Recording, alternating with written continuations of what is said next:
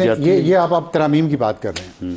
अभी फिर बात टाइमिंग पे हो रही है। लोग वही जो अभी आपने बात किया 63A के बारे में बात की, तो लोग कह रहे हैं कि इस वक्त आप तरामीम इसलिए कर रहे हैं कि आप किसी को रखना चाहते हैं, किसी को निकालना चाहते हैं। चलो ना रखें उसको। अच्छा, आप इस पे ओपन है? क्या जो अमेंडमेंट होगी उसमें ये लिखा जाएगा कि फलां को रखना है? उसमें ये लिखा जाएगा कि कॉन्स्टिट्यूशन, अब दो चीज़ें, एक कॉन्स्टिट्यूशनल कोर्ट और दूसरा आला अदलिया में इंडक्शन या एलिवेशन का जो प्रोसीजर है। इसके ऊपर आप मुझे बताएं कि कब नई बात हुई, हाई कोर्ट कौन इसके ऊपर मुतफिक नहीं है? तमाम बाज़ इसके ऊपर मुतफिक हैं कि आला अदलिया में एलिवेशन और इंडक्शन का जो प्रोसीजर है थ्रू जुडिशल कमीशन वो एक तरफा है, उसको बैलेंस होना चाहिए। हर कोई इसके ऊपर जो है वो सहमत है। कौन है जो ये नहीं कहता कि जी अदलिया जो है वो साल में तकरीबन 7 महीने जो है वो छुट्टियों पे रहती है? और अब कल की खबर ये भी आई है कि एक साहब हैं वो 11 बजे के बाद काम ही नहीं करते। यानी ये कोई तरीका है? तो आप उनको प्रमोट ना करते हैं? नहीं तो चले, अगर प्रमोट हो गए हैं आपने हाई कोर्ट से उनको नीचे से उठा के ऊपर लेके आए, चले सिफारिश होने की नहीं तो अगर हम आइन में ये अमेंडमेंट करनी चाहते हैं कि जो आला अदलिया के मुअज़्ज़ज़ जज साहबान हैं उनकी कारकर्दगी के से मुतल्लक भी कोई उनको पूछे, तो हम ये तो नहीं कह रहे कि जी कैबिनेट पूछेगी, हुकूमत पूछेगी। हम ये कह रहे हैं वो जुडिशल कमीशन जिसमें वो खुद बैठे हैं, देखें जो कांग्रेस वो पूछे अमेरिका की, तो उसकी भी मुखालफत हो रही कि जी क्यों पूछे? सिर्फ जुडिशल कमीशन क्यों, पार्लियामेंट क्यों नहीं? अमेरिका में होता है ना, चले जज लगना होता है तो चले हम के सामने, कमेटी के सामने पेश वैसे होना तो ये चाहिए, लेकिन हम कहते हैं कि चले आप पार्लियामेंट को जो है वो ये इख्तियार ना दें। जुडिशल कमीशन, जुडिशल कमीशन और जुडिशल काउंसिल जो जजेस को का मुआवजा कर सकती है, जो जजेस को जो है वो इंडक्ट कर सकती है, प्रमोट कर सकती है, उसको भी आप ये इख्तियार देने को तैयार नहीं है। उसके पास तो है ऑलरेडी इख्तियार। नहीं है? कैसे नहीं है? किसी जज को कोई पूछ ही नहीं सकता काम की। अच्छा, आप ये कह रहे हैं काम की? जी बिल्कुल, वो भी तो होना चाहिए। वैल्यूएशन की एक जज है वो जो है वो महीने में 100 केसेस का फैसला करता है, दूसरा जो है वो 5 का भी नहीं करता। देखिए, अपने अपने काम करने का तरीका होता है हर एक का। नहीं तो ये कौन सा तरीका है? तब क्यों नहीं पता होता जुडिशल कमीशन को जब उन्हें हाई कोर्ट से ऊपर लेके आते हैं? जब उस लेवल पे नहीं देखना चाहिए, या जब हाई कोर्ट में आप इंडक्ट करने जा रहे हैं? नहीं, हो सकता है उस वक्त वो और तरह के हों, उस वक्त काम कर रहे हों। ये मामला भी तो फिर वक्त के साथ साथ तब्दील होते हैं। अच्छा, अब आप देखें, ये एक तो ये हो गया, ठीक है, दूसरा कॉन्स्टिट्यूशनल कोर्ट हो गया। आप मुझे बताएं कि इसके ऊपर जब पूरी कौम में कंसेंसस है, लीगल जो फर्टर्निटी है, बरादरी, उनमें कंसेंसस है, तो इसमें वक्त की कौन सी बात है कि 4 महीने बाद भी अगर ये बात सही है तो आज भी होनी चाहिए, अगर नहीं सही तो 4 महीने बाद भी नहीं होनी चाहिए। बेसिकली जो आईनी तरमीम, एक उसमें आईनी अदालत का क़याम है और दूसरा ये है कि जजेस की एलिवेशन या अपॉइंटमेंट कैसे होगी। दो चीज़ें इस पे आप कह रहे हैं सबका इत्तेफाक है। फिर आप तरमीम कर क्यों नहीं सके पिछले हफ्ते? इसमें जो है वो कर इसलिए नहीं सके कि मौलाना फजलुर रहमान या JUI के बगैर हमारे पास नंबर पूरा नहीं था। इसमें मुझे तो कोई शक नहीं है, और बिल्कुल बाई ऑल कैलकुलेशंस हमारे पास नंबर पूरा नहीं था। इसमें जो हमारी नेगोशिएशन टीम थी,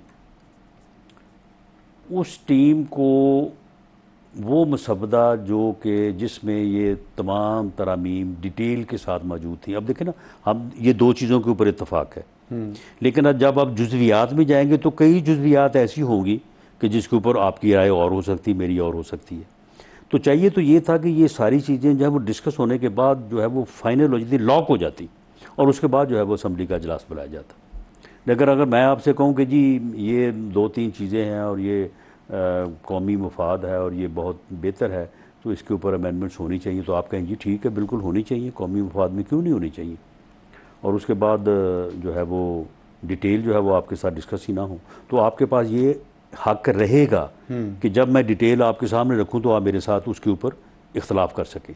यही हुआ कि जब मौलाना के सामने वो मसवदा रखा गया अजलास के बुलाए जाने के 1 दिन या 2 दिन पहले, तो उसमें फिर मौलाना ने जो सवाल उठाए उसके ऊपर फिर बहस होने लगी कि ये कर दें, ये ऐड कर दें, ये माइनस कर दें, करते करते वो सुबह 10 बजे से फिर 3 बजे हुआ, 3 बजे से फिर 7 बजे हुआ, 7 बजे से रात 10 बजे हुआ, और फिर ये समझा गया कि जी इसमें ज़रा थोड़ा बैलेंस के साथ, आराम के साथ, तसल्ली के साथ मौलाना मुशावरत होनी चाहिए, और फिर उसके बाद जो है ना इसको दोबारा लाया जाए। मौलाना की जो ऑब्जेक्शंस थी वो वैलिड थी?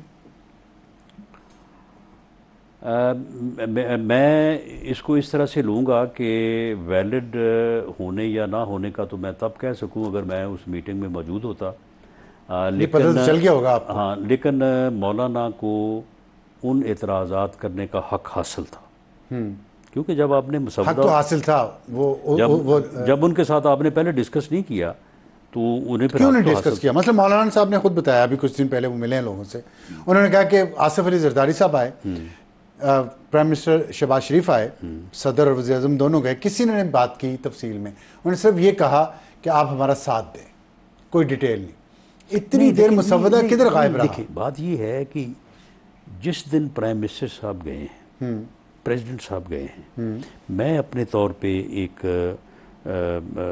पार्टी के या अपना गवर्नमेंट के एक मेंबर के, मैं समझा कि थिंग्स आर फाइनलाइज्ड, क्योंकि लीडरशिप जो है वो जब जाती है तो उससे पहले नेगोशिएशन टीम ने अपना काम मुकम्मल कर लिया होता, तो मैं समझा कि ये मुकम्मल हो चुका है। कॉमन सेंस तो यही है। बिल्कुल, लेकिन बाद में पता चला कि नहीं, ये तो हुआ ही नहीं था। तो ये आपकी हुकूमत की गलती है ना? मेरा ख्याल है कि इसमें जो है वो जो लोग नेगोशिएशन कर रहे थे उन्होंने शायद ये समझा कि मौलाना को जैसे कहेंगे मौलाना जो है वो कर लेंगे। क्यों इतना इजी लिया मौलाना को? अब आप समझते हैं कि आप मौलाना मान जाएंगे? आज ही अब्दुल गफूर हैदी साहब का बयान, उन्होंने कहा कि हुकूमत ने राब्ता नहीं किया उसके बाद किसी मसवदे पे, किसी शिक पे हमसे बात नहीं नहीं, उसमें ये है कि ये दो चीज़ें जो हैं, इन दोनों चीज़ों पे मौलाना बड़े क्लियर हैं, आईनी अदालत पे और जजों की एलिवेशन पे। ठीक है, और लेकिन और भी बहुत कुछ है ना, मिलिट्री कोर्ट्स का भी है उसमें।